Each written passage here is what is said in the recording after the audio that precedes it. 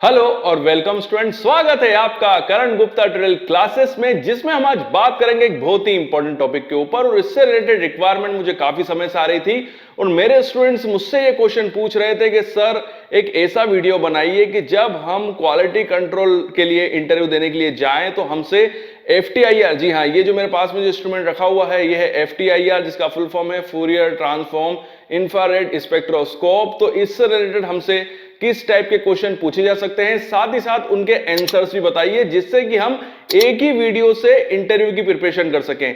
जैसे कि आप जानते हैं कि मेरे पहले भी काफी सेपरेट वीडियो बन चुके हैं, जिसके अंदर मैंने IR को चलाया कैसे जाता है, इसका इंस्ट्रूमेंटेशन कैसे होता है, इसके ऊपर मैंने पूरा सिस्टमेटिक वे में वीडियो बना रखा है। मतलब पूरा डिमोन्स्ट्रेशन से रिलेटेड वीडियोस भी मेरे अवेलेबल हैं। बट इंटरव्यू से रिलेटेड भी मेरा एक वीडियो है FTIR का, जहां पर मैंने क्वेश्चंस बताए थे बट आंसर नहीं बताए थे। तो इस वीडियो के अंदर मैं क्वेश्चंस के साथ साथ आंसर भी मैं आपको बताऊंगा, और साथ जो कि आपके लिए काफी हेल्पफुल होगा। तो एक ही वीडियो को देख के आपकी FTIR से रिलेटेड सारी जो तैयारी है इंटरव्यू के लिए वो पूरी हो जाएगी। तो ज्यादा समय नहीं गवाते और वीडियो स्टार्ट करते हैं और बात करते हैं कि जब आप क्वालिटी कंट्रोल के लिए इंटरव्यू देने के लिए जाएंगे तो आपसे IR से रिलेटेड किस टाइप के क्वेश्चन पूछे जा सकते हैं और उनके क्या आंसर है। तो जो पहला क्वेश्चन जो हमसे IR से रिलेटेड पूछा जा सकता है वो होता है कि IR का प्रिंसिपल क्या होता है। तो देखिए, बहुत ही इजी और सिंपल वे में मैं आपको बताने की कोशिश करता हूं। तो IR का जो प्रिंसिपल होता है उसके अनुसार जब भी कोई सैंपल IR के कांटेक्ट में आता है तो उसके अंदर वाइब्रेशन होता है या वाइब्रेशनल एनर्जी में चेंजेस होता है। उन वाइब्रेशनल एनर्जी के चेंजेस के बेसिस पे हम उस सैंपल के अंदर प्रेजेंट फंक्शनल ग्रुप को डिटरमाइन करते हैं।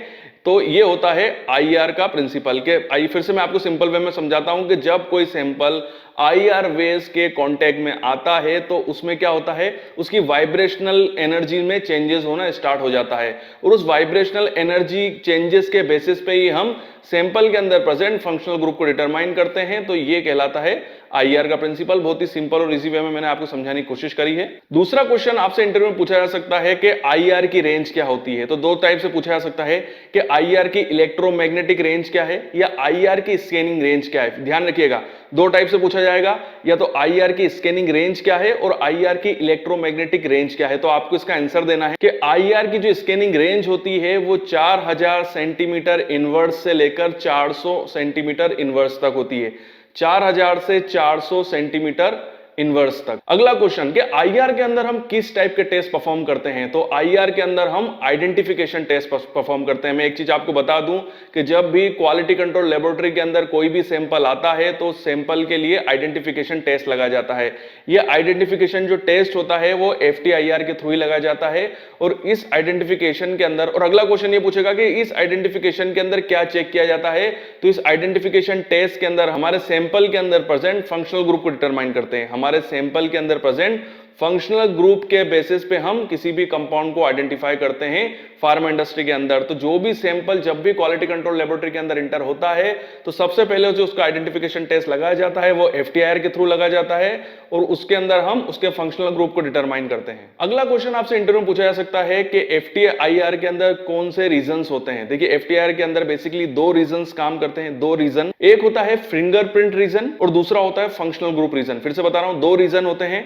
FTIR के ग्राफ के अंदर जो आपको ग्राफ मिलेगा ना, उसके अंदर दो रीजन होंगे, एक होगा फिंगरप्रिंट रीजन और दूसरा होगा फंक्शनल ग्रुप रीजन। और जो फिंगरप्रिंट रीजन होता है उसकी जो स्कैनिंग रेंज होती है, फिंगरप्रिंट रीजन की जो स्कैनिंग रेंज होती है वो 1400 सेंटीमीटर इनवर्स से 400 सेंटीमीटर इनवर्स के बीच होती है। 1400 से 400 सेंटीमीटर इनवर्स तक की जो रेंज होती है वो कहलाती है फिंगरप्रिंट रीजन। और जो फंक्शनल ग्रुप की जो स्कैनिंग रेंज होती है या फंक्शनल ग्रुप जो रीजन होता है उसकी जो स्कैनिंग रेंज होती है वो 1400 से चालू होके 4000 सेंटीमीटर इनवर्स तक होती है। तो सबसे पहले होगा आपका फिंगरप्रिंट रीजन 400 से 1400, और फिर 1400 से 4000 होगा आपका फंक्शनल ग्रुप रीजन। अब जो अगला क्वेश्चन जो हमसे इंटरव्यू में पूछा जाएगा वो इसके प्रिंसिपल से रिलेटेड है, और क्वेश्चन ये होता है कि जो FTIR के अंदर जो वाइब्रेशन होते हैं वो कितने टाइप के होते हैं और कैसे होते हैं। तो देखिए, इसके लिए हमको हमारे बोर्ड की तरफ जाना होगा, तो हम बोर्ड की तरफ चलते हैं। वहां पर मैं आपको समझाऊंगा कि जो कोई भी सैंपल जब आईआर के कांटेक्ट में आता है और उसमें जब वाइब्रेशंस होते हैं तो ये वाइब्रेशन कितने टाइप के होते हैं और इसका क्या इंपॉर्टेंस है। तो चलिए हम बोर्ड की तरफ चलते हैं, जहां पर मैं आपको बहुत सिस्टमेटिक वे में वाइब्रेशन के बारे में समझा पाऊंगा, क्योंकि इंटरव्यू के अंदर पूछे जाने वाला बहुत ही इंपॉर्टेंट क्वेश्चन है। तो आपको वाइब्रेशंस के बारे में पूरी जानकारी होना चाहिए। तो जब भी आईआर से रिलेटेड आपसे कोई भी क्वेश्चन पूछा जाएगा तो ये बहुत ही इंपॉर्टेंट क्वेश्चन है, और क्वेश्चन ये है कि एफटीआईआर के अंदर जो वाइब्रेशन होता है उसके कितने टाइप होते हैं। बहुत ही इंपॉर्टेंट क्वेश्चन है। तो बेसिकली जो वाइब्रेशन होते हैं वो दो टाइप के होते हैं, और दोनों टाइप है, एक टाइप है स्ट्रेचिंग और दूसरा है बेंडिंग। तो दो टाइप से वाइब्रेशन होते हैं, स्ट्रेचिंग और बेंडिंग टाइप। तो सबसे पहले हम डिस्कशन करेंगे कि स्ट्रेचिंग टाइप क्या होता है।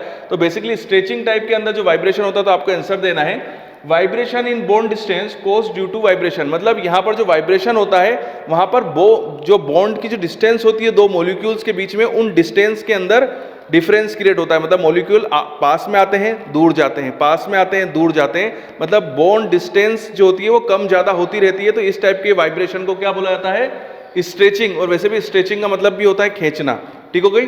तो स्ट्रेचिंग के अंदर बॉन्ड डिस्टेंस जो होती है उसके अंदर कम ज्यादा डिफरेंस क्रिएट होता है। और ये जो स्ट्रेचिंग वाइब्रेशन होती है ये भी दो टाइप की होती है, असिमेट्रिक और सिमेट्रिक। सिमेट्रिक और असिमेट्रिक दो टाइप की होती है। तो अब मैं आपको ये बताता हूं कि सिमेट्रिक क्या होती है और असिमेट्रिक क्या होती है। जैसे कि यहाँ पर एक एग्जांपल है, तो यहाँ पर आपको ये तीन मॉलिक्यूल दिख रहे हैं, एक दो और तीन। तो यहाँ पर क्या हो रहा है कि ये दोनों मॉलिक्यूल जो हो रहे हैं वो साथ में ही पास में आ रहे हैं और साथ में दूर जा रहे हैं। देखिए, तो यहाँ पर दोनों मॉलिक्यूल जो हो रहे हैं वो एक ही तरफ मूव करते हैं और दोनों साथ में आते हैं, दोनों दूर जाते हैं। इस टाइप से मॉलिक्यूल हो रहा है, ठीक है। दोनों साथ में आ रहे हैं और साथ में दूर जा रहे हैं। तो ये जो वाइब्रेशन होता है it is called symmetric stretching.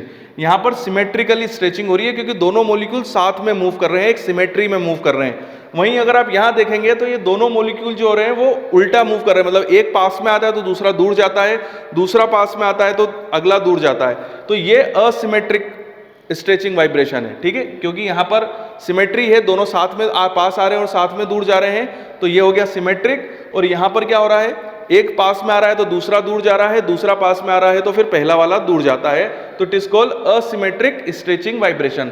Same यहाँ पर भी यही एग्जांपल है। यहाँ पर चार मॉलिक्यूल है टोटल, जिसमें से तीन मॉलिक्यूल जो हो रहे हैं वो पास में आ रहे हैं, दूर जा रहे हैं, और यहाँ पर तीनों मॉलिक्यूल साथ में पास में आते हैं और फिर साथ में दूर जाते हैं। तो it is called symmetric stretching vibration. और यहाँ पर अगर आप देखोगे तो यहाँ पर दो मॉलिक्यूल जो है वो पास में आते हैं और तीसरा मॉलिक्यूल जो है वो इनके उल्टा चल रहा है। ये दोनों पास में आ रहे हैं तो ये दूर जा रहा है, ये पास में आता है तो ये दूर चले जाते हैं। तो यहाँ पर भी किसी टाइप की सिमेट्री नहीं है, तो ये भी एक असिमेट्रिक स्ट्रेचिंग वाइब्रेशन है। तो मैंने आपको बोर्ड पे इसलिए समझाया है कि अगर आपसे कभी जो इंटरव्यू लेने वाला है वो अगर आपसे ये बोले कि मुझे बताओ, पेज पे दिखाओ या आप इसको मुझे प्रेजेंट करो कि कैसे स्ट्रेचिंग वाइब्रेशन होती है सिमेट्रिक और असिमेट्रिक, तो आप उसको बहुत इजी वे में एक्सप्लेन कर पाए। इसीलिए मैंने आपको बोर्ड के थ्रू समझाया है कि स्ट्रेचिंग वाइब्रेशन क्या होती है और कैसे होती है और इसके टाइप क्या हैं। अब हम बात करते हैं बेंडिंग वाइब्रेशन के बारे में। तो चलिए अब हम बात करते हैं दूसरे टाइप के वाइब्रेशन के बारे में, और दूसरा टाइप का वाइब्रेशन है बेंडिंग वाइब्रेशन। जहां पर हमने स्ट्रेचिंग वाइब्रेशन के अंदर देखा था कि यहां पर जो मॉलिक्यूल्स थे जिनके अंदर वाइब्रेशन हो रहा था, वहां पर जो बॉन्ड लेंथ थी उनके बीच में डिफरेंस क्रिएट हो रहा था क्योंकि स्ट्रेचिंग हो रही थी। वहीं बेंडिंग के अंदर जो बॉन्ड एंगल्स होते हैं उनके बीच में वाइब्रेशन होता है। मतलब यहां पर बॉन्ड एंगल्स जो होते हैं वो चेंज होते हैं। तो it is a vibration in angle to bond cause due to vibration. मतलब यहां पर जो एंगल्स होते हैं बॉन्ड्स के वो चेंजेस होते हैं। तो आप देखते हैं कि कितने टाइप का होता है। तो टोटल ये आप दिख रहा होगा, टोटल ये 6 टाइप के होते हैं। तो एक एक टाइप में आपको बताता हूं। पहला टाइप होता है वो होता है सीजरिंग।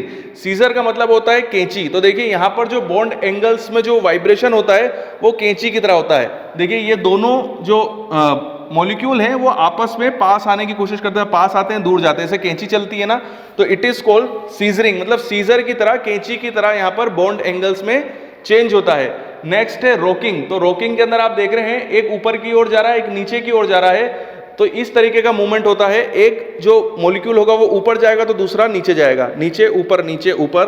तो इट इज कॉल्ड रॉकिंग। तो रॉकिंग टाइप बेंडिंग वाइब्रेशन है। नेक्स्ट है ट्विस्टिंग। तो यहाँ पर ट्विस्ट होता है, या यहाँ पर आपको एक पॉजिटिव चार्ज दिख रहा होगा तो इट इज कॉल्ड ट्विस्टिंग। वहीं वेगिंग के अंदर दोनों जो मॉलिक्यूल है उनके ऊपर पॉजिटिव चार्ज आ जाता है तो इट इज कॉल्ड वेगिंग। तीसरा है सिमेट्रिक और असिमेट्रिक। तो यहां पर मैंने आपको बेंडिंग जो स्ट्रेचिंग वाइब्रेशन थी वहां पर भी मैंने क्लियर किया था कि जब मॉलिक्यूल एक ही वे में मूवमेंट करते हैं या वाइब्रेट करते हैं तो इट इज कॉल्ड सिमेट्रिक, और जब कोई मॉलिक्यूल्स जो होते हैं वो डिफरेंट डिफरेंट वे में मूवमेंट करते हैं तो इट इज कॉल्ड असिमेट्रिक। तो यहां पर भी यही होगा कि सिमेट्रिक के अंदर मॉलिक्यूल्स जो होंगे वो एक ही वे के अंदर एक ही तरफ मूवमेंट करेंगे, या एक ही तरफ उनका बॉन्ड एंगल कम ज्यादा होगा, तो इट इज कॉल्ड सिमेट्रिक। और यहां पर जो ये मूवमेंट हो रहा है ना, ये 3D वे में हो रहा है। अब यहां पर मैं आपको 2D वे में दिखा रहा हूं, बट यहां पर जो मूवमेंट होता है वो 3D वे के अंदर होता है, तो इट इज कॉल्ड सिमेट्रिक। और एक होता है असिमेट्रिक, यहां पर भी मॉलिक्यूल जो होते हैं वो डिफरेंट एंगल्स में मूव करते हैं, तो it is called asymmetric bending vibration. तो यहां पर आप समझ गए होंगे कि बेसिकली ये 6 टाइप का होता है, बट ज्यादातर सिमेट्रिक असिमेट्रिक काफी कम लोग बोलते हैं, बट ये जो 4 टाइप होते हैं ये सबसे ज्यादा लोग एग्जाम्पल देते हैं। तो जब भी आपसे इंटरव्यू में पूछा जाए तो सबसे पहले आपको इन 4 का तो नाम बताना ही बताना है, जिसमें सीजरिंग, रॉकिंग, ट्विस्टिंग और वेगिंग होता है। ये 4 नाम आपको बताना ही बताना है, अगर आप सिमेट्रिक और असिमेट्रिक कभी भूल भी जाएं। बट अगर आप 6 की 6 बताएंगे तो काफी अच्छा होगा।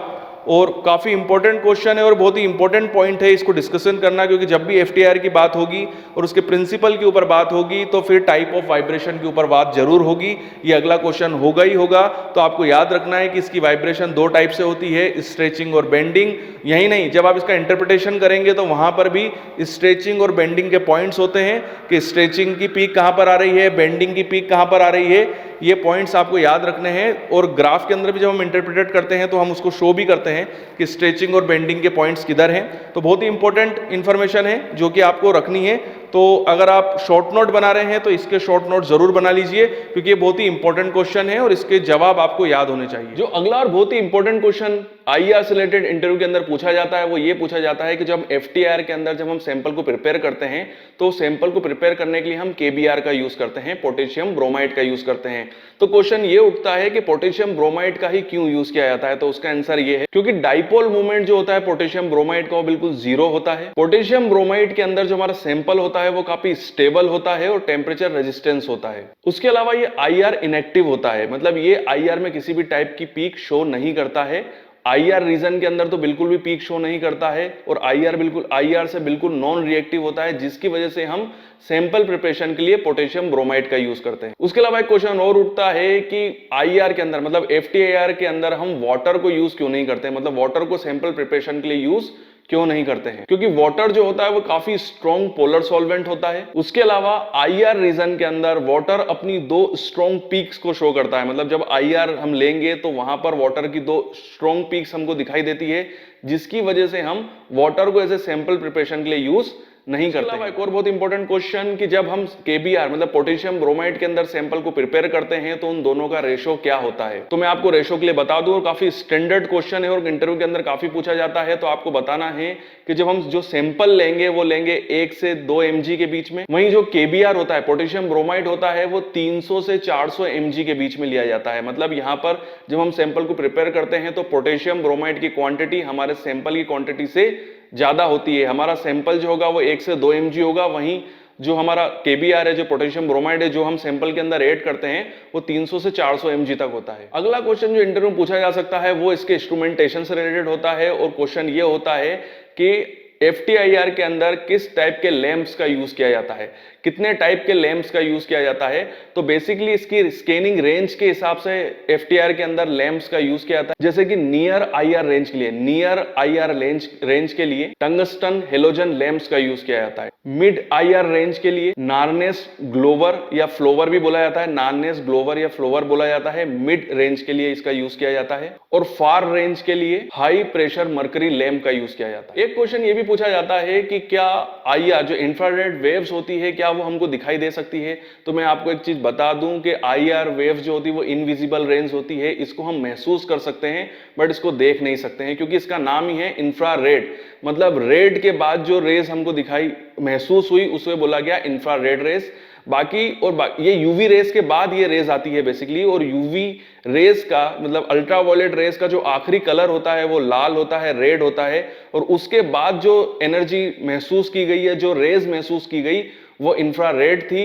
तो बेसिकली इंफ्रारेड को हम नहीं देख सकते हैं, बट कुछ एप्लीकेशन अप्लाई करने के बाद या आर्टिफिशियली कुछ एप्लीकेशन अप्लाई करने के बाद इसको हम देखा जा सकता है। मतलब अगर हम नेचुरल वे में बोले तो हम आईआर वेव्स को नहीं देख सकते हैं, बट आर्टिफिशियली अगर हम इसके अंदर कुछ अप्लाई करते हैं तो फिर हम इसको देख सकते हैं। जैसे हमारा टीवी का जो रिमोट कंट्रोल होता है वो इसका एक एग्जांपल है, क्योंकि जो जितने भी रिमोट कंट्रोल से आज के समय में, चाहे वो टीवी का हो, एसी का हो, कोई भी रिमोट कंट्रोल हो, आज वो आईआर वेव्स के थ्रू ही काम करते हैं। अगला क्वेश्चन, और ये बहुत ही इंपॉर्टेंट क्वेश्चन है कि आईआर की मेजरिंग यूनिट क्या होती है, या जो इसका ग्राफ होता है उसके अंदर जो मैंने आपको बताया कि 4400 से लेकर 4000 तक की इसकी रेंज होती है, तो इसकी जो मेजरिंग यूनिट होती है वो होती है पर सेंटीमीटर, जिसको मैं सेंटीमीटर इनवर्स भी बोल रहा हूं, यह है पर सेंटीमीटर। अगला क्वेश्चन जो है वो एफटीआईआर के कैलिब्रेशन से रिलेटेड है कि हम एफटीआईआर के कैलिब्रेशन के अंदर क्या यूज करते हैं। तो पॉलीस्टायरीन फिल्म का हम यूज करते हैं। जी हाँ, पॉलीस्टायरीन फिल्म का यूज करते हैं एफटीआईआर के कैलिब्रेशन में। पॉलीस्टायरीन फिल्म की थिकनेस क्या होती है, ये अगला क्वेश्चन पूछा जा सकता है। तो इसकी थिकनेस होती है 0.38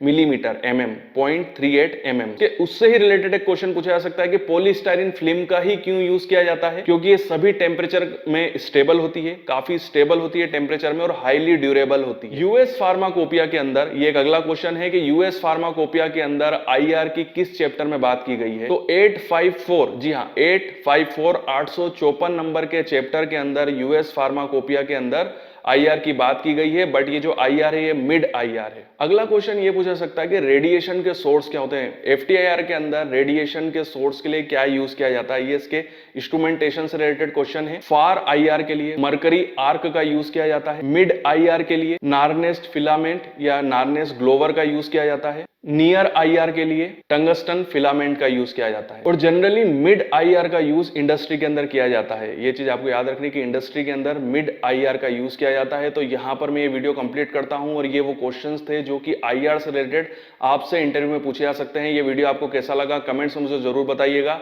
वीडियो देखने के लिए थैंक यू वेरी मच। आपके उज्जवल भविष्य की कामना करता हूं और यूं ही बने रहिए मेरे साथ। तो आपके लिए एक बहुत बड़ी खुशखबरी है, और खुशखबरी यह है कि अब आपको हर जॉब की जानकारी, जी हां फार्मा से रिलेटेड हर जॉब की जानकारी मिलेगी समय पे, जिससे कि आप समय पे इंटरव्यू दे सकें और जॉब ले सकें। सर क्वेश्चन ये उठ रहा होगा कि ये जानकारी कहां मिलेगी, तो ये जानकारी मिलेगी मेरे नए चैनल पे। चैनल का नाम है करण सर फार्मा क्लासेस।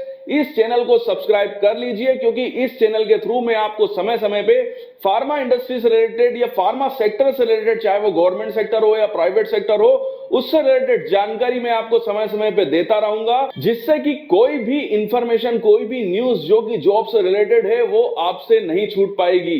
तो जरूर इस चैनल को सब्सक्राइब कीजिए, और साथ ही साथ एक और इंफॉर्मेशन कि मैं आने वाला हूं लाइव, और समय समय पे मैं लाइव आके आपकी जितनी भी प्रॉब्लम्स हैं या जितने भी डाउट्स हैं उनको सॉर्ट आउट करने की कोशिश करूंगा। क्वेश्चन ये भी उठ रहा होगा कि सर आप लाइव कहां आने वाले हो, तो मैं लाइव आऊंगा मेरे फेसबुक पेज पे। मेरा फेसबुक पेज का नाम है प्रोफेसर करण अजय गुप्ता। फेसबुक पेज का लिंक मैं नीचे शेयर कर रहा हूं, वहां पे जाके प्लीज मेरे पेज को फॉलो कीजिए और लाइक कीजिए, क्योंकि वहां पर मैं आने वाला हूं लाइव, और आपकी सारी प्रॉब्लम्स को मैं वहां पर सॉर्ट आउट करूंगा। तो यही वो जानकारी थी जो मैं आपको बताना चाहता था। वीडियो देखने के लिए थैंक यू वेरी मच। आपके उज्जवल भविष्य की कामना करता हूं और यूं ही बने रहिए मेरे साथ।